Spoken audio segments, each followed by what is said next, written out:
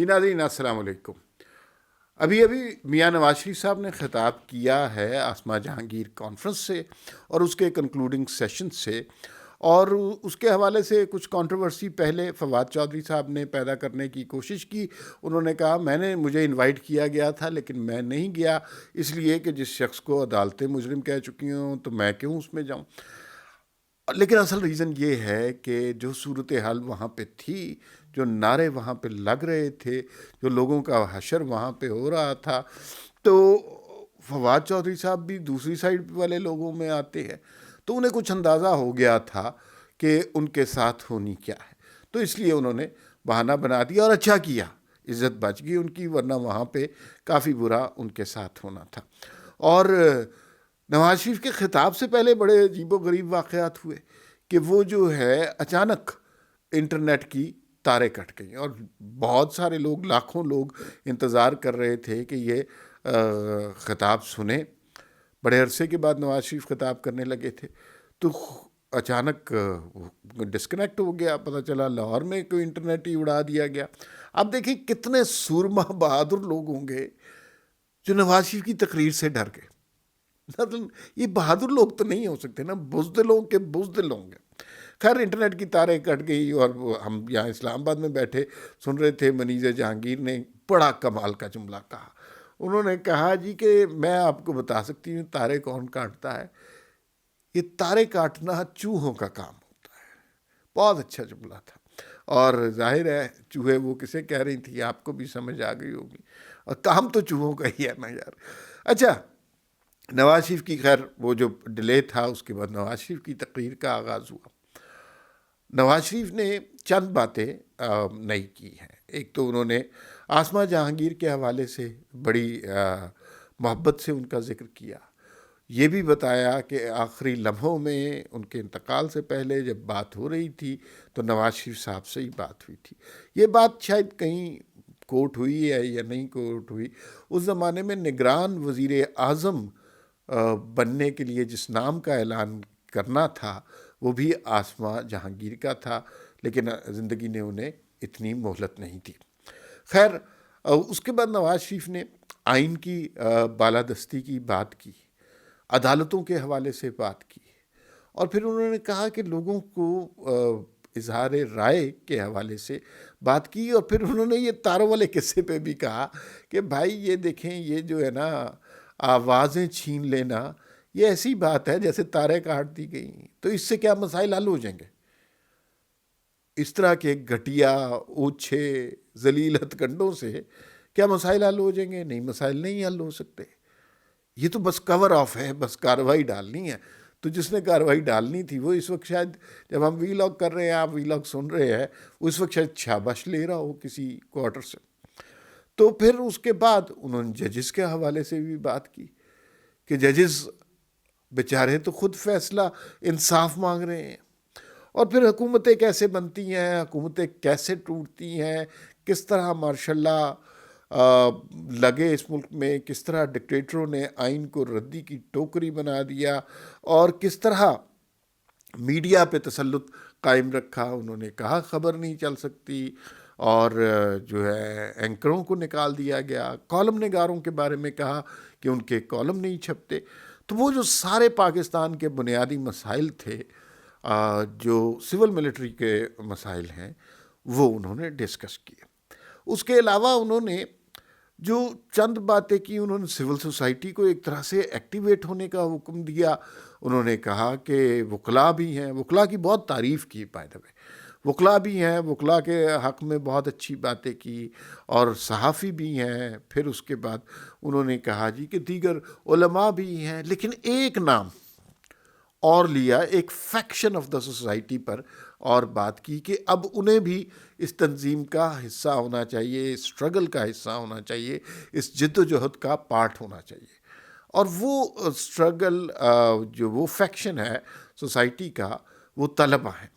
آپ کو پتہ ہے کہ پیپلز پارٹی کے دور میں طلبہ اور مزدور تنظیموں کی بڑی اہمیت ہوا کرتی تھی، طلبہ تنظیموں کی اور مزدور تنظیموں کی، اور ان کی بڑی اہمیت تھی، اور ان سے پولیٹیکل اویئرنیس میں انہوں نے بہت زیادہ کام کیا تھا۔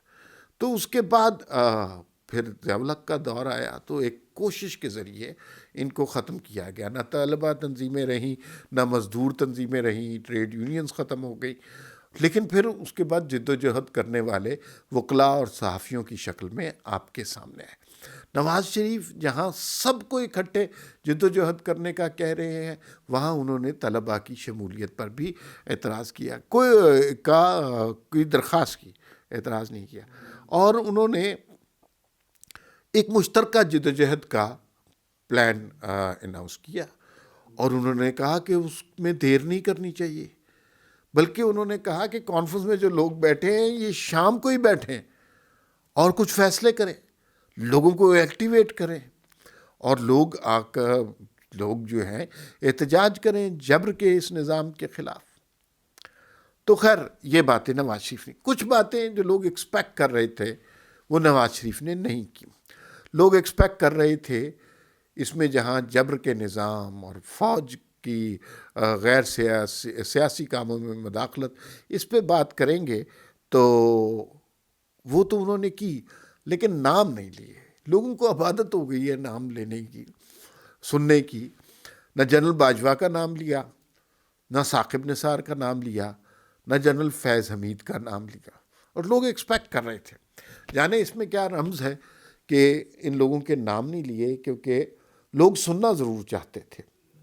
خیر جو خطاب تھا بہت پاورفل خطاب تھا، اور اس خطاب میں لوگ جو ہے نا ایک پیغام ضرور ملتا ہے کہ جس قوت سے یہ ملک نبرد آزما ہے، جس سے لڑ رہا ہے، اس سے اگر لڑنا ہے تو سب کو متحد ہونا پڑے گا. وکلاء تنظیمیں ہوں، صحافی تنظیمیں ہوں، طلباء ہوں، ٹریڈ یونینز ہوں، سول سوسائٹی ہو، سب اکٹھے ہوں گے تو مل کر ہی ہم اس افریت کا مقابلہ کر سکیں گے جو 70 سال سے ہمارے اوپر راج کر رہا ہے. نواز شریف کی تقریر کے ظاہر ہے اس لیول پائے کے لیڈر جو بھی بات کرتے ہیں وہ بہت اہم ہوتی ہے، لیکن جو سب سے اہم ٹکڑا تھا آئین کے حوالے سے وہ آپ ضرور سنیے گا، اور آپ کو پتہ چلے گا کہ نواز شریف کی سوچ اب کس سمت میں جا رہی ہے. سنیے. خدا نخواستہ کیا اس ادارے اور انصاف کی کرسی پر بیٹھے منصفوں کو سوچنا نہیں چاہیے کہ پاکستان کی عدلیہ بین الاقوامی انصاف کے انڈیکس میں کہاں کھڑی ہے؟ کیا ہم نے مارشل لاؤں کو لیجیٹمائز نہیں کیا؟ کیا ہم نے فوجی ڈکٹیٹروں کے حکم پر پارلیمنٹ کو توڑنے کے بعد اسے کبھی بحال کیا؟ کیا ہماری عدالتوں نے فوجی ڈکٹیٹروں کو آئین میں ترمیم کی اجازت نہیں دی؟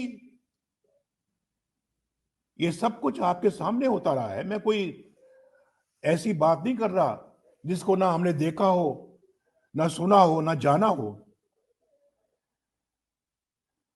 آئین ہی ہمارے اداروں کی حدود کا تعین کرتا ہے، اور ہمارے مسائل کے حل کی یہی چابی ہے. آئین نے لکیر کھینچ دی ہے کہ ذمہ داری کیا ہے اور اسے کسے نبھانا ہے، کس نے نبھانا ہے. اس سے بڑی بدنصیبی کی بات کیا ہوگی کہ اس ملک کے اندر ڈکٹیٹروں نے سرے عام کہا، یہاں تک کہہ دیا کہ آئین کاغذ کا ایک ٹکڑا ہے جسے ردی کی ٹوکری میں پھینک دیا جائے. یہ الفاظ ہیں، آپ نے بھی سنے ہیں، میں نے بھی سنے ہیں، ٹی وی پر بھی سنے ہیں، اخباروں میں بھی پڑھے ہیں. تو میرے معزز بہنوں اور بھائیوں، ہمیں بھی تو پھر اپنا محاسبہ کرنا ہوگا، اور کہیں نہ کہیں سے تو شروعات کرنا ہوگی. کیا اس قوم کی قسمت میں یہی لکھ دیا گیا ہے کہ ہم نے دائروں کا سفر ہی جاری رکھنا ہے؟ 70 سالوں سے، 74 سالوں سے دائروں کا سفر شروع کیا ہوا ہے اور آج بھی جاری ہے. کیا ہم نے اندھے، گونگے یا بہرے ہیں؟ بہرے بن کے رہنا ہے؟ کیا ہم بھیڑ بکریاں ہیں کہ جن کو ہانک دیا جائے جس طرح مرضی؟ اب یہ معاملہ پاکستان کی بقا اور سلامتی کا ہے، اور آئین پوری وضاحت سے بیان کرتا ہے، دو ٹوک بات کرتا ہے کہ مقدس وہی ہے جو آئین کی پاسداری کرے، اور جو آئین کی دیواریں پھلانگے وہ مقدس نہیں بلکہ آئین کا مجرم ہے، ملک کا غدار ہے، آئین کا غدار ہے۔ اور اگر آج ہم نے وقت کی پکار نہ سنی اور اپنی اصلاح نہ کی تو ہمارا مستقبل بہت تاریک ہو سکتا ہے۔ پہلے ہی ہماری قوم بہت حادثات کا شکار ہو چکی ہے۔ اس قوم اور ملک کی بقا کے ساتھ گھناؤنا کھیل اب ختم ہونا چاہیے، بند ہونا چاہیے۔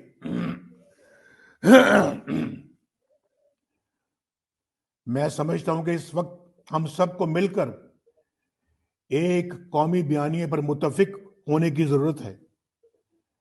آئین کی پاسداری، اس کے ساتھ وفاداری اور اس کی روشنی میں اپنی حدود میں رہ کر فرائض کی بجا آوری، یہی ہمارے مسائل کا حل ہے۔ سوری۔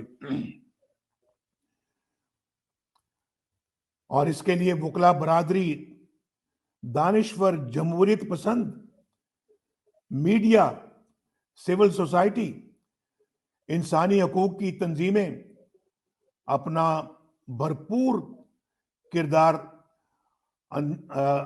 ادا کر سکتی ہیں، اور اس میں طلباء بھی شامل ہونے چاہیے۔